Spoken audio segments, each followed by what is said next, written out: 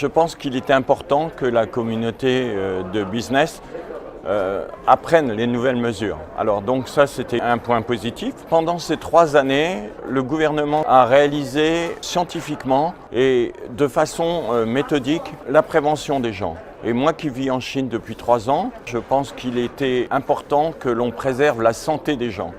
Maintenant, l'ouverture. Et cette ouverture, nous l'attendions. Nous l'attendions, la communauté des affaires l'attendait, les touristes aussi l'attendaient. Le gouvernement l'a fait de mesures ordonnées et pragmatiques.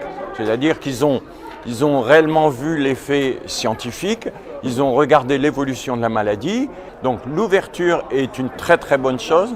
Je pense qu'entre l'Europe et la Chine, il faut absolument qu'on travaille cette relation commerciale. On doit penser que c'est des relations qui sont gagnant-gagnant. Donc ces nouvelles mesures sont importantes pour le monde du business, pour le monde des affaires, pour la communauté. Donc maintenant, allons-y, travaillons tous ensemble, serrons les coudes. Le monde attendait cette ouverture.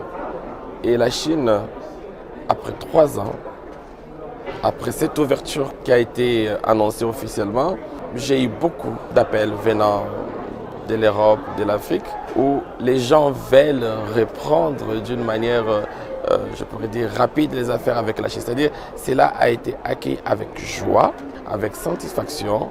Les gens, aujourd'hui, il y a des vols qui ont repris, des vols qui atterrissent vers l'aéroport de Beijing, de Shanghai. Et tous ces avions sont pleins avec des étrangers qui veulent reprendre rapidement avec leur business en Chine. Nous avons le business plan pour 2023.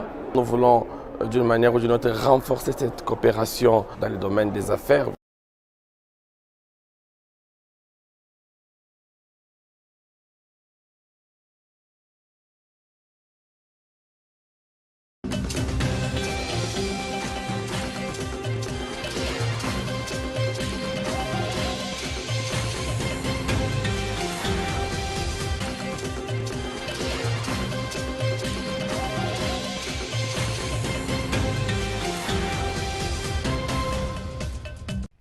Pendant des décennies, certains experts occidentaux ont prédit à plusieurs reprises l'effondrement de la Chine. Évidemment, rien de ce qu'ils ont prédit n'est arrivé. Ces dernières semaines, ces nouveaux prophètes ont ressorti leur boule de cristal et leur discours périmé. Voilà un bon exemple paru sur le Figaro. Le titre est très sensationnel. Le Covid sera le Tchernobyl de la Chine. L'auteur ou l'interviewé est Marie Holzman, sinologue et spécialiste de la dissidence chinoise selon la présentation du quotidien français. Au début de la pandémie de Covid-19 en février 2020, où la ville chinoise Wuhan était l'épicentre de cette maladie infectieuse encore inconnue à l'époque, des experts occidentaux avaient déjà utilisé le terme de Tchernobyl pour prédire une catastrophe imminente. Et nous connaissons la suite. La Chine a déployé des moyens colossaux pour soutenir Wuhan. Au bout de 76 jours de confinement du 23 janvier au 4 avril, la crise sanitaire a été totalement maîtrisée et la vie a repris son cours dans l'ensemble du pays. Poursuivons notre lecture de l'interview de la sinologue. On y trouve absolument toutes les expressions des sinologues qui n'aiment pas la Chine. La torture de 3 ans de quasi-emprisonnement, les conséquences du confinement ont été tragiques. Cette conclusion est un peu hâtive. Il est vrai que les Chinois ont beaucoup moins voyagé lors de ces 3 dernières années, mais ils ont continué à le faire dans leur propre pays. Ils ont passé leurs vacances dans des villes touristiques, ils ont fréquenté les parcs le week-end et le parc Universal Studios a ouvert ses portes en septembre 2021 et plus de 13 millions de personnes l'ont visité pendant sa première année d'exploitation. Quant aux conséquences du confinement, la plus grande conséquence, c'est que la majorité des Chinois ont été épargnés par les différents variants de la Covid. Ils n'ont pas eu l'expérience des Occidentaux qui ont été contaminés plusieurs fois ces 3 dernières années. Nous sentons que Marie Holzman est totalement hostile au confinement. Mais quand elle parle de l'assouplissement des restrictions sanitaires, elle devient carrément enragée. Elle dit, et je le cite, « C'est le chacun pour soi, la débrouille. Les Chinois se sont rués sur le paracétamol et maintenant c'est la pénurie. » Connaît-elle vraiment la population chinoise? C'est 1,4 milliard de personnes. Quand tous les Chinois tentent d'obtenir du paracétamol dans quelques jours, c'est normal qu'il y ait des pénuries et des ruptures d'approvisionnement.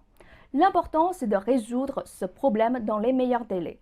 Et la Chine en a la capacité puisqu'elle est la première productrice d'antipyrétiques au monde. Et les individus ne se comportent pas comme ce que dit la sinologue. Ils ont au contraire fait preuve de solidarité. Ils partagent les médicaments avec leurs voisins, leurs collègues, les inconnus qui ont présenté leurs demandes sur les réseaux sociaux et des pharmacies distribuent gratuitement des cachets à ceux qui en ont besoin. Ces beaux gestes, ces nouvelles qui montrent la capacité de la solidarité des Chinois, l'expert n'y s'intéresse pas. En fait, c'est le point commun chez les experts qui s'expriment souvent dans les médias occidentaux. Ils prennent leur désir pour des réalités. Leur désir, c'est de voir l'effondrement de la Chine. Ils refusent donc de voir les réalités qui contredisent leur désir. Et seules les images qui correspondent à leur désir comptent. Et les journalistes basés en Chine leur fournissent ces images. Les personnes malades installées temporairement dans le couloir d'un hôpital, les parents de malades tristes ou en pleurs, le personnel soignant fatigué. Comme la Chine est immense, le pic de contamination varie d'une région à une autre. Les journalistes étrangers qui veulent prendre ce genre d'images n'ont qu'à voyager d'une ville à une autre. Si c'est fini à Beijing, on part à Shanghai. Pourtant, il ne faut pas oublier des Chinois qui sont rétablis et ont repris une vie normale. Savez-vous que durant les 3 jours de vacances du Nouvel An 2023, la Chine a rapporté plus de 52 millions de visites touristiques nationales en hausse de 0,44% en glissement annuel. Le parc Universal Studios est de nouveau bondé. Les embouteillages refont partie du paysage des villes chinoises. Si les médias occidentaux continuent à bourrer le cerveau du public avec des reportages dans les hôpitaux chinois faussés et à laisser s'exprimer des sinologues qui servent un discours éculé, le grand public peut-il vraiment avoir une vision neutre et objective sur la Chine d'aujourd'hui? À vous d'en juger.